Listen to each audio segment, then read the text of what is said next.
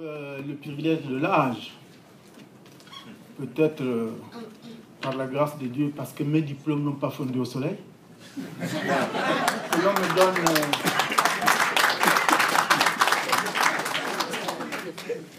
Que l'on me donne l'opportunité de parler ici au nom du Front. Je voudrais m'excuser auprès de mes amis du Front. Vous savez que je n'ai pas eu de délégation pour parler en son nom. Donc, ce que je vais dire, vous êtes condamnés à l'assumer.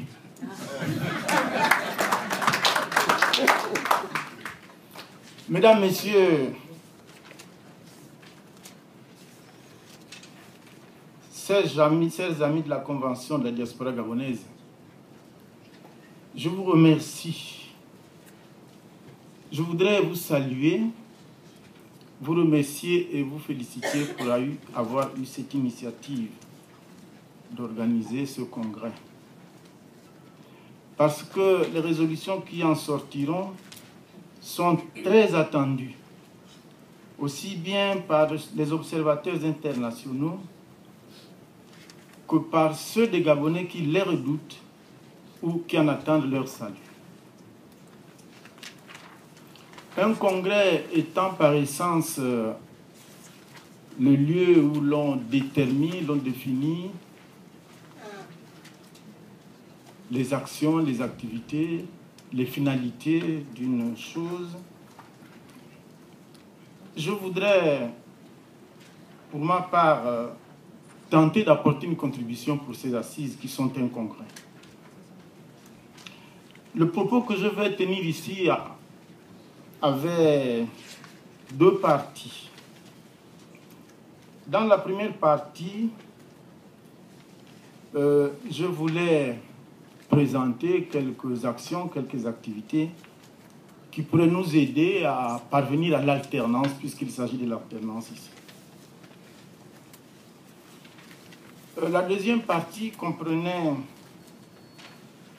quelques idées pour justifier cette alternance, la nécessité d'alternance, qui décrivait un peu la nature du pouvoir, le fondement, la nature du pouvoir qui nous dirige depuis un demi-siècle, et aussi ce que pourrait être un système différent. Mais cette deuxième partie, je la réserverai dans les commissions, dans le travail en commission. Pour commencer cette première partie, je voudrais d'abord que nous saluions ici la conclusion du sommet de la francophonie de Dakar, lequel sommet vient à juste titre de consacrer pour l'Afrique l'obligation de cette alternance pour son développement.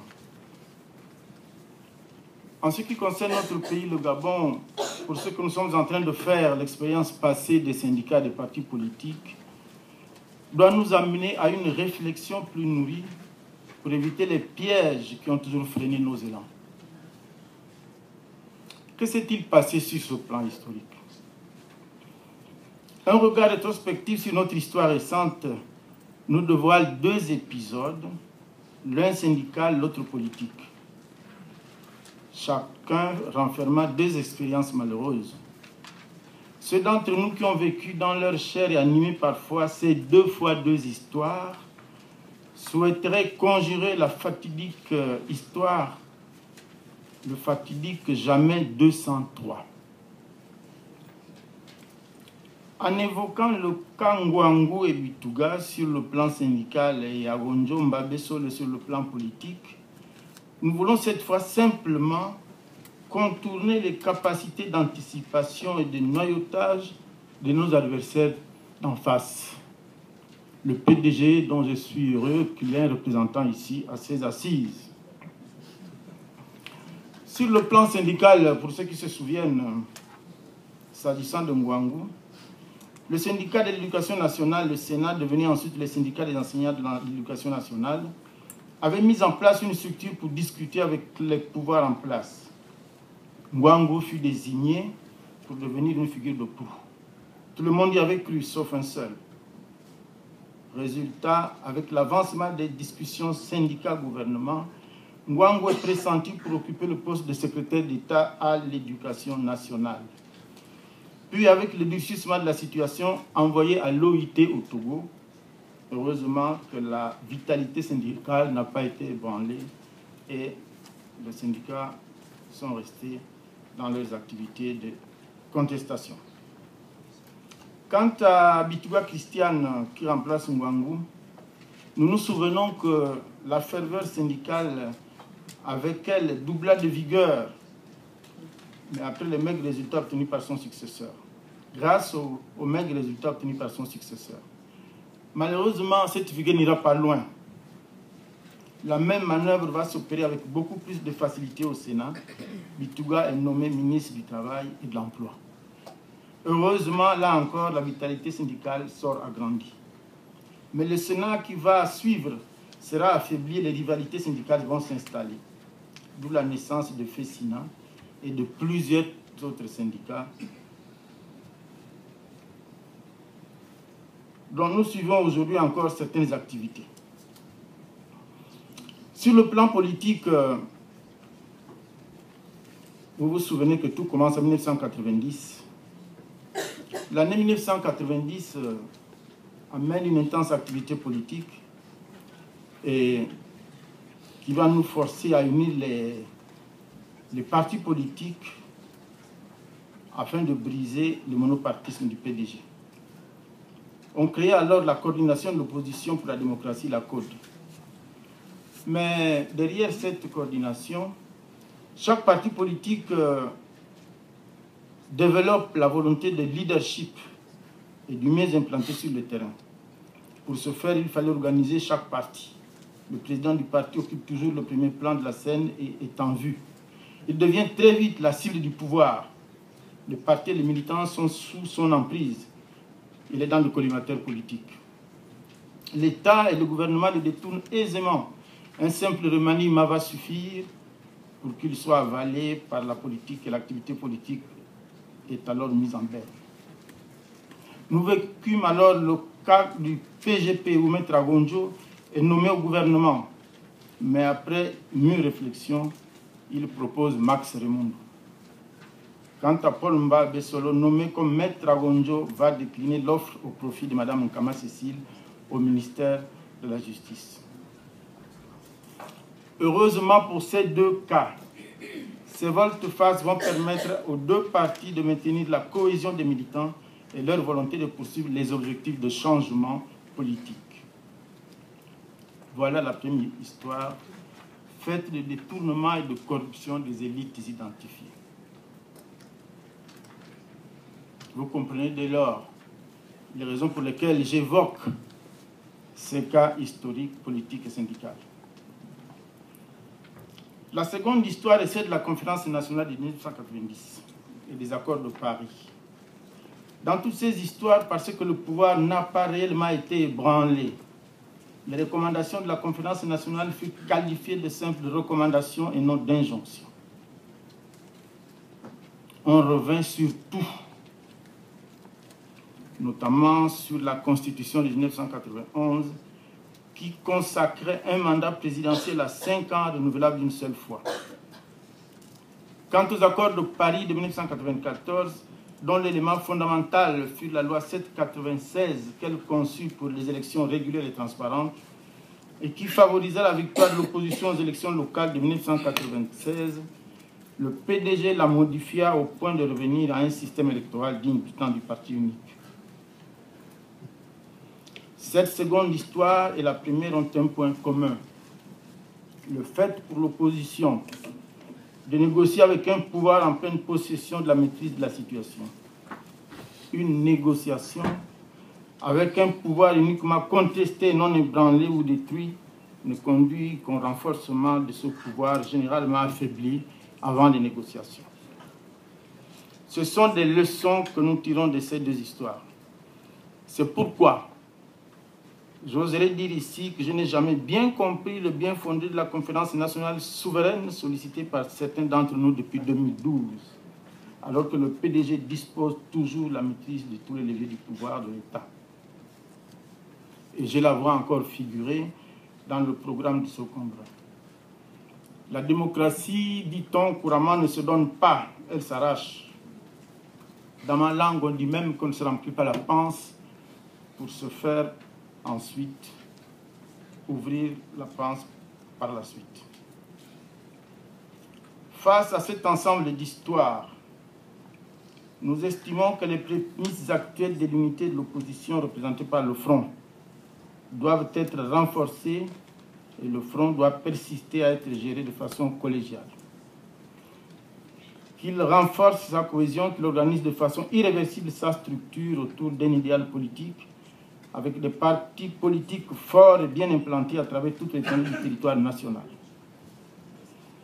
Dans nos prévisions, nous avons estimé que si nous démarrons les actions de mobilisation dans Libreville en janvier 2015, en juin-juillet, une situation de contrainte peut être créée qui amènera la mise en place des conditions de négociation avec le pouvoir en place pourront être profitables